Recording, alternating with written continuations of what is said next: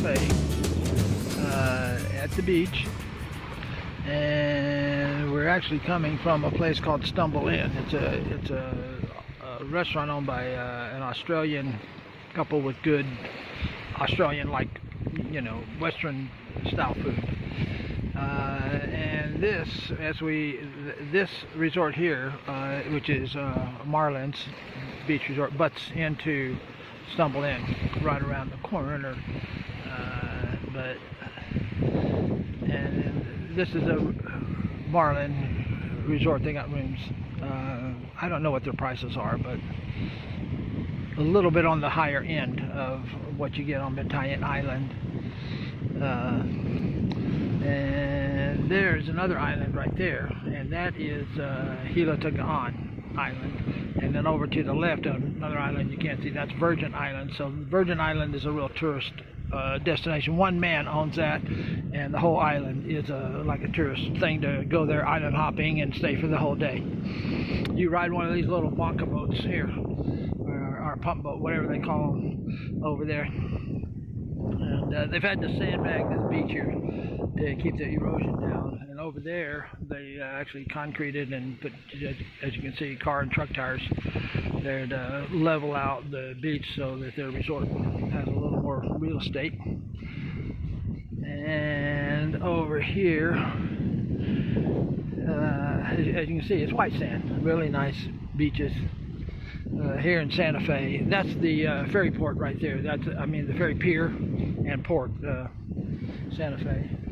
This over here is, I believe, Coda Resort, K-O-T-A, Coda Resort, right there. Hopefully you can see that. We're kind of looking into the sun, so it kind of blacks out my camera screen. They got, of course, rooms and stuff to stay in, and you're right on the beach. White sand beach, really nice. See, they're digging this out here too, probably do a little erosion control here maybe. The problem is that pier down there blocks the sand from coming here and depositing all along the shoreline. So the sand deposits on the other side of the that pier, the ferry port pier, and then the water comes around and swirls and pulls sand out into the ocean. So it shrinks these beaches and overloads the one on the other side. And so you can see, really nice. Hopefully you can see it here. Real nice place to hang out in the evening, eating, drinking, maybe a little music. I don't know. You may have to spy your own. Who knows? In the evening's a good time to come, but then you can't really video. But you can see a really nice beach, beautiful white sand beach. We got little pieces of coral and stuff, right like that. There, real ocean stuff. And I'm gonna walk a little bit more down here. My wife's waiting for me at Stumble Inn. We had some. They got some really good cheesecake there, and they also have a good, like a schnitzel, like a chicken schnitzel, which is just a fried kind of a chicken, boneless, skinless chicken patty thing. This is Sunrise Beach Club, a resort here, and they I've actually never heard of this place, but obviously it's right there. And again, it's right on the beach. This beach isn't as big as the Marlin, like the fish marlin. There comes a guy with the boat there. That's a fishing boat, I believe. He's coming back or going out, one of those two. And this is another beach resort here. They got a lot of bamboo work there that's pretty nice, and they got hotel rooms and stuff there too. So all along this beach here, on the, which way is this? South of the ferry pier, ferry port, is all the white sand beaches and resorts for Santa Fe. This is Coral Blue, a Coral Blue resort here. Coral Blue, right there. Coral Blue. And that's a nice place. A lot of bamboo, like I said, bamboo look. Really nice, very tropical feel. A lot of these places up and down here. Marlins is more of a like a hotel kind of a atmosphere. It's all concrete and that, but these other ones, even though they're concrete on the inside, they kind of decorate them up with the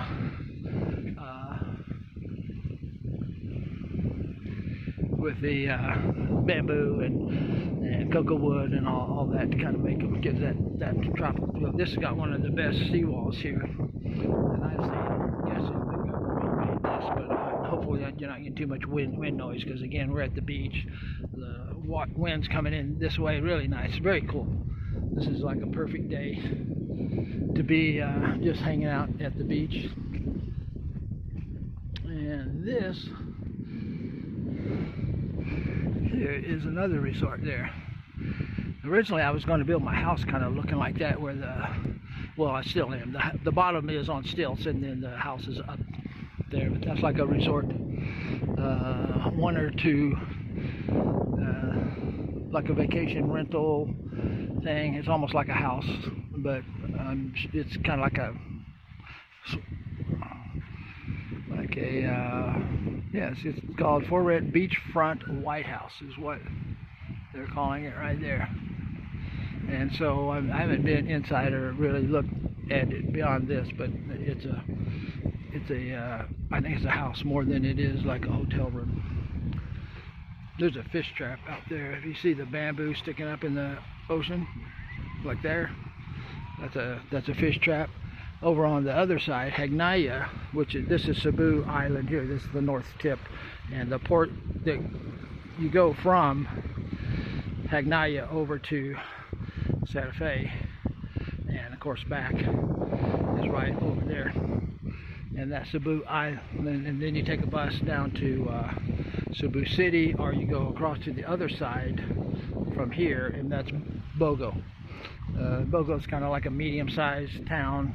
I don't know if it's a city, but maybe it is. But that's where my brother-in-law lives in that. So here's Tristan's.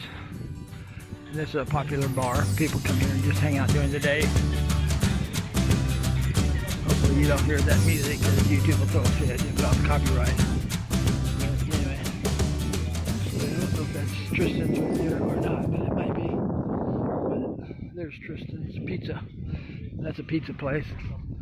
Kids are playing on the beach. Oh, sandcastles, look at that. Real sandcastles right here.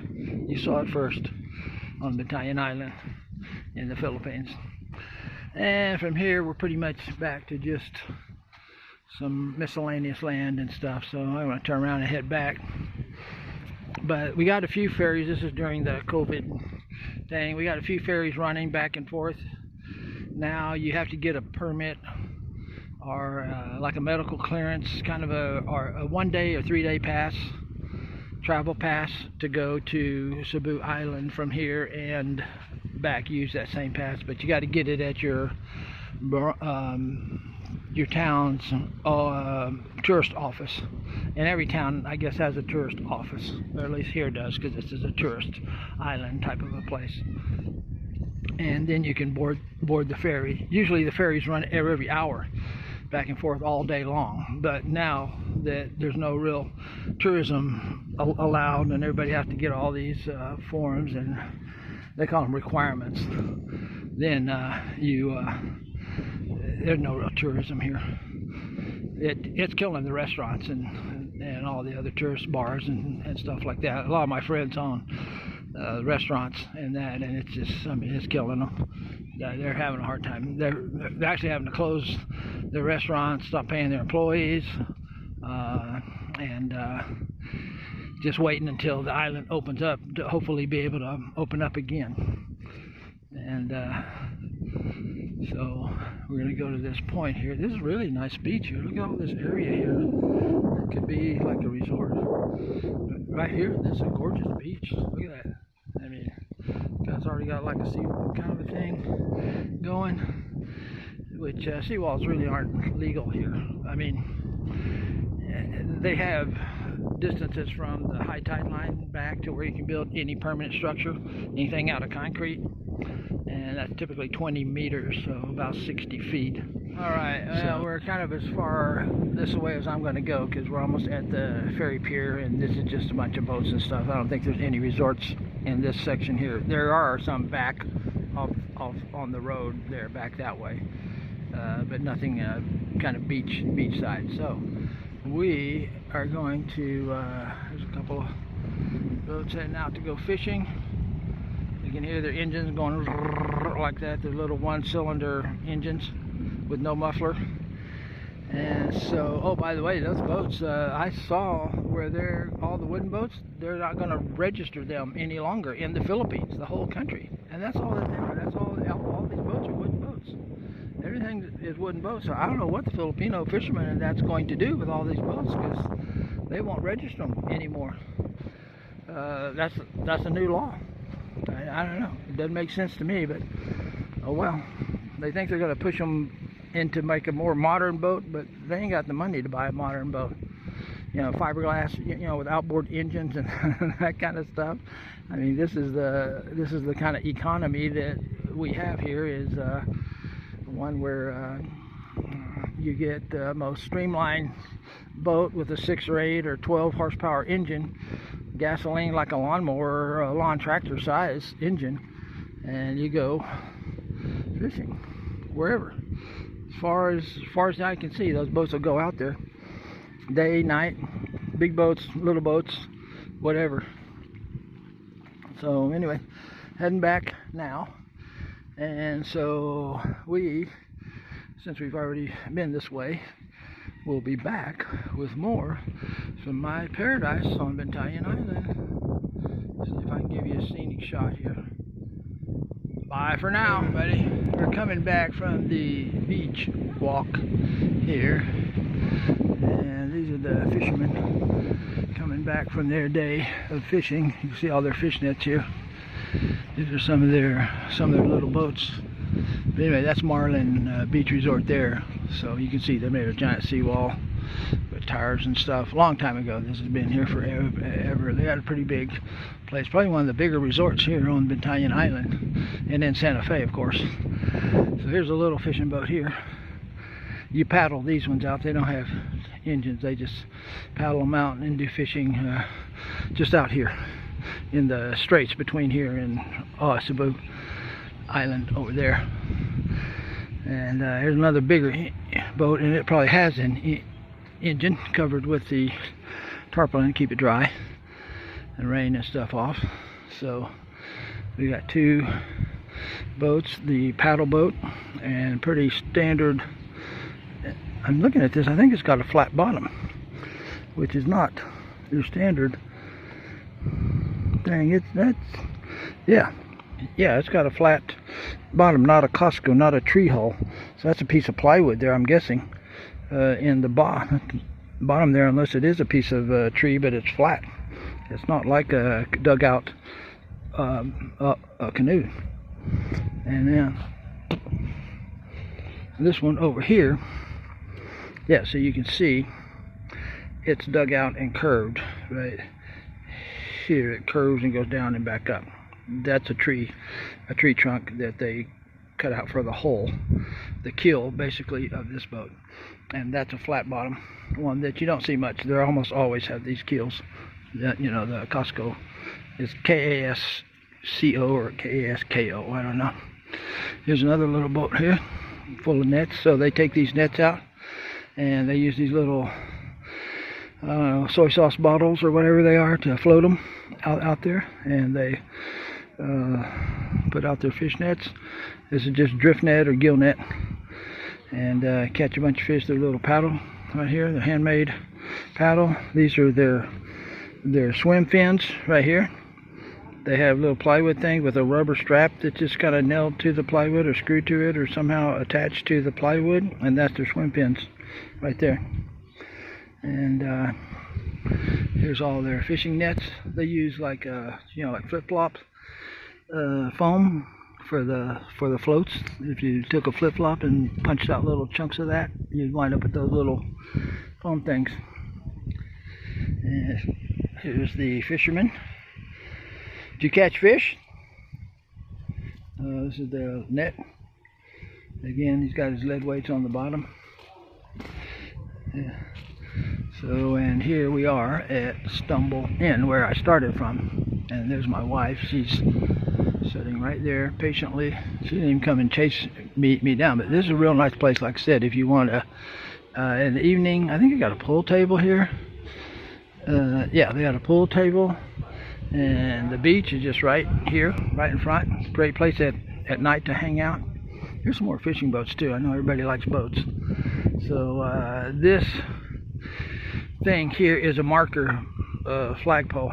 So whenever they drop this down, it's some kind of a marker for where they want to come back to. And see, it's got a flag on the end there. That has a rock on it. That makes the bottom sink right there. That rock right there. And it's attached to here. And then you got your styrofoam floats. And then at the top you got your red flag. And of course it's got an engine. These are all the nets and stuff inside. They got their cables tied here with like 400, 300, 400, 100 pound fishing line. This is his boat here. He's a fisherman.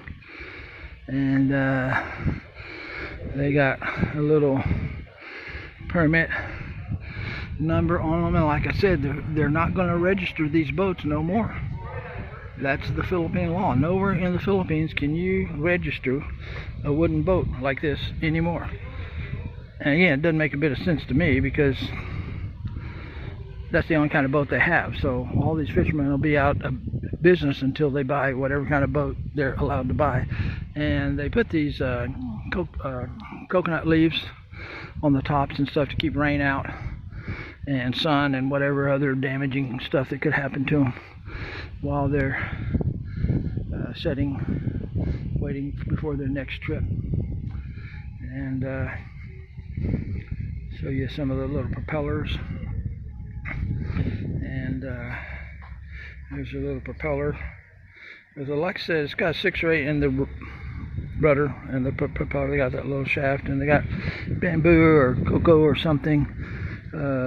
This is a really small shaft, so he may have just grease. Sometimes they'll grease them and slide them in and try to keep the grease will keep the water from going into the boat because it cuts off below the water line inside there where the engine is. So water will come in there. Here's another one. Little tiny propellers there. Not even as big as your hand. That looks like it's homemade almost, but it's not. Stainless steel. There it is.